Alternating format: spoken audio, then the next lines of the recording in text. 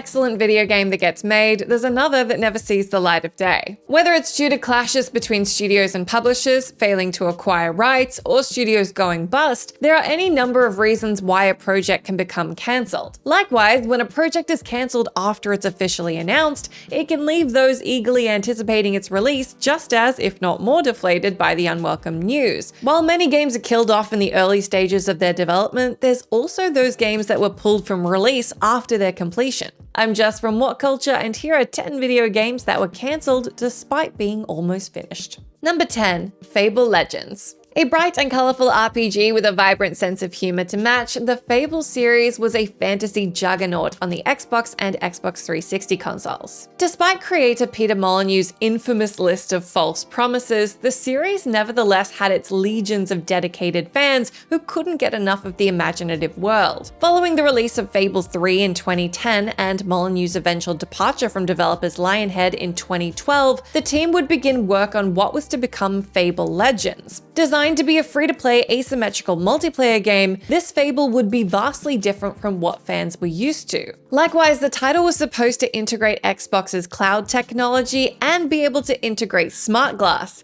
Does anybody remember Smart Glass? After a very expensive development period, with Microsoft reportedly spending a whopping $75 million, Fable Legends was abruptly axed, and Lionhead Studios was shut down only weeks after the open beta was launched. While the exact reason for the cancellation remains unknown, sources involved in the production have claimed a lengthy list of bad decisions had resulted in a messy game that nobody really wanted to work on. Here's hoping that the upcoming Fable reboot from Playground Games can make it across the line. Number 9. 6 Days in Fallujah. Thanks to the overwhelming success of the Call of Duty and Battlefield series, military first-person shooters dominated the blockbuster gaming scene throughout the 2000s, and continues to do so today. One game that went too far, however, was 6 Days in Fallujah. Developed by Atomic Games, this one was designed to be a realistic depiction of the Iraq War's second battle of Fallujah. By working alongside US Marines who were there, the aim was to create as authentic a representation of the psychological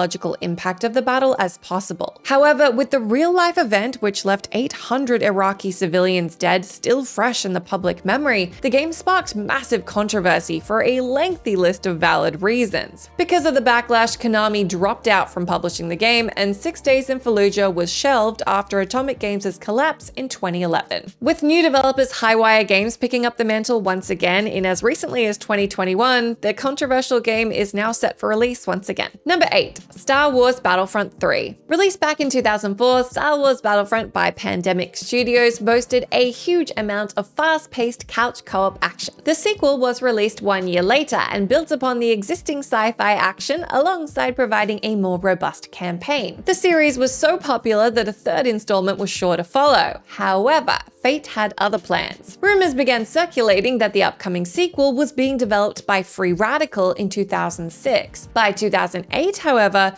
news broke that the team had lost the rights for the title, and with that, hopes of getting our hands on Battlefront 3 were extinguished. Making matters worse, though, was when Free Radical co-founder Stephen Ellis revealed that the game was pretty much finished when it was axed. However, it wasn't until earlier in 2022 when we saw just how finished the game was. This was when a Redditor claiming to have a PSP copy of an early build posted images online. If their claims are to be believed, Battlefront 3 was fully playable and a lot of fun. Number 7. Penn and Teller's Smoke and Mirrors. Starring the titular magician duo, this game was a practical joke designed with the sole intention of hoodwinking friends. Intended to release on the Sega CD in April 1995, Smoke and Mirrors consisted of 6 scam minigames, which include a psychic gorilla supposedly guessing which card the victim pulls from a deck, the trick being the player secretly inputs a code to tell the game what the card is. However, the game is best known for the infamous Desert Bus. Designed as a response to the video game violence controversies at the time, this game saw the hapless victims driving a bus in a straight line for 8 hours to get a single point. Featured in various publications and reviewed by gaming outlets,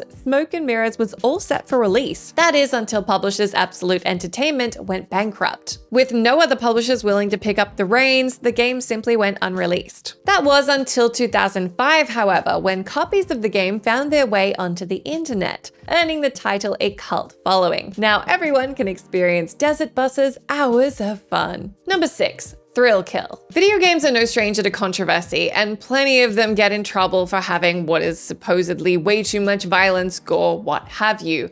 But one game that arguably did definitely take it too far was Thrill Kill. Originally conceived as an Aztec sport game for the PlayStation, publishers Virgin Interactive would persuade developers Paradox Development to double down on the brutal violence and taboo-breaking content. This project eventually became Thrill Kill, a 4-player fighting game which boasted a cast of the most over-the-top and transgressive leather-clad characters ever seen in a fighting game. Virgin continued to play into the game's sleazy aesthetic. However, they'd eventually need to tone down the gratuity to lower their adults-only rating from the ESRB. But with the deadline fast approaching, Virgin Media Interactive were bought by Electronic Arts, who wanted nothing to do with Thrill Kill and the controversy it would inevitably bring. Making this extremely crappy, though, is that staff only heard about the game's cancellation from the news and not their own bosses. Likewise, other publishers offered to acquire the title for themselves, but EA refused to budge.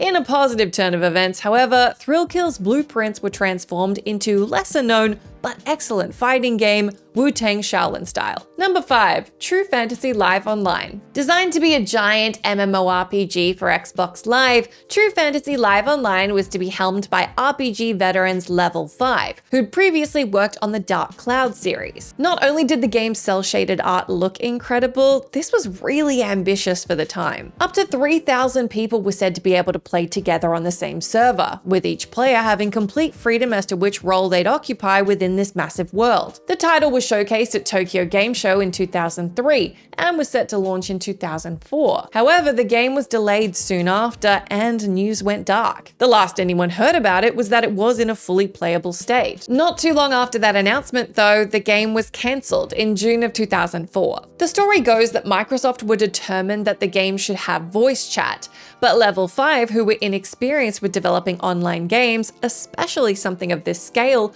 couldn't handle everything Microsoft wanted to include. Tensions began to grow between the two companies until the plug was finally pulled. Had it released, though, we could have witnessed one of the most ambitious MMORPGs of the 2000s. Number 4. Propeller Arena Aviation Battle Championship. While some cancellations are due to licensing issues or volatile disputes between developer and publisher, the abrupt cancellation of Sega's Propeller Arena Aviation Battle Championship was nothing more than a case of poor timing and unfortunate circumstance. As the title suggests, this one would engage the player in a bunch of aerial dogfights against other aircraft in order to take out the titular championship. It was developed by AM2 and was completed and ready to be released on the Dreamcast on the 19th of September 2001. However, following 9/11, the game's release was postponed for obvious reasons. Specifically, Sega cited the game's artwork, which depicted planes fighting over a city, as one of the main reasons. However, Propeller Arena's story doesn't get any better from here either. Whereas other pieces of media were released at this time following some editing, like Sam Raimi's Spider-Man film being one of the more well-known examples, this game wasn't so lucky. Thanks to the disappointing performance of the Dreamcast,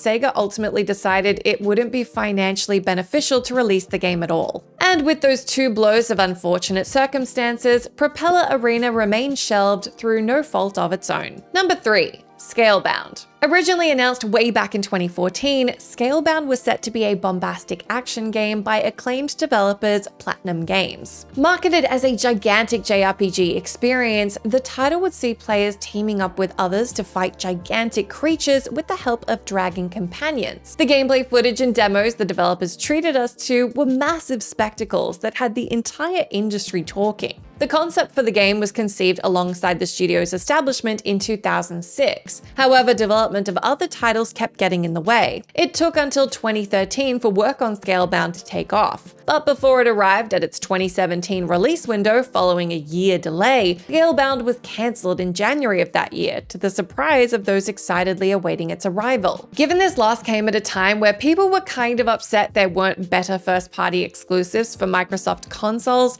this one was an added blow for fans. Reasons for the cancellation cite the game simply not living up to the standards advertised. Despite Microsoft owning the rights, Platinum Games have since expressed they'd still like to release the game someday.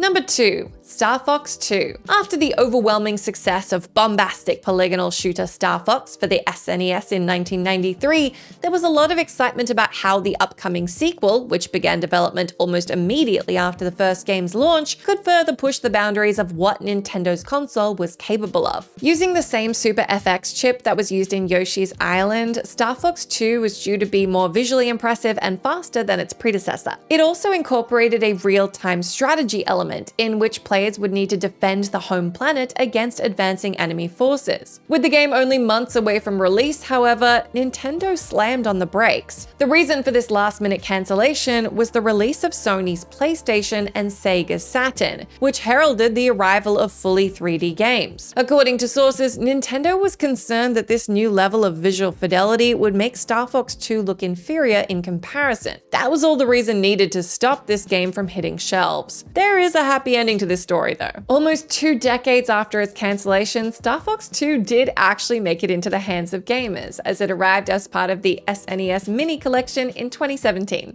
Number 1. Prey 2.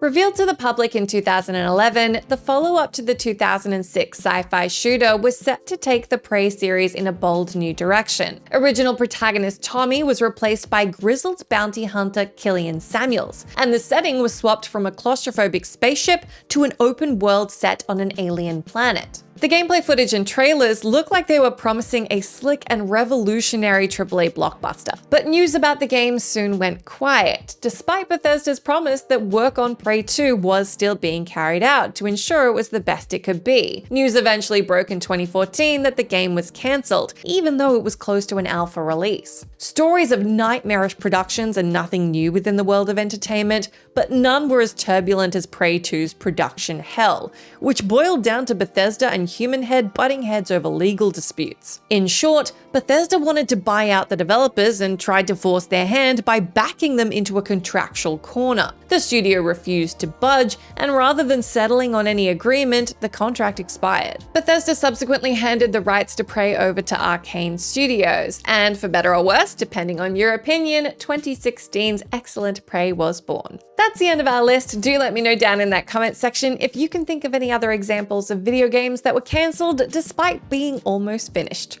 As always, I've been Jess from WhatCulture. Thank you so much for hanging out with me. If you like, you can come say hi to me on my Twitter account where I'm at Jess McDonnell, but make sure you stay tuned to us here for plenty more gaming goodness.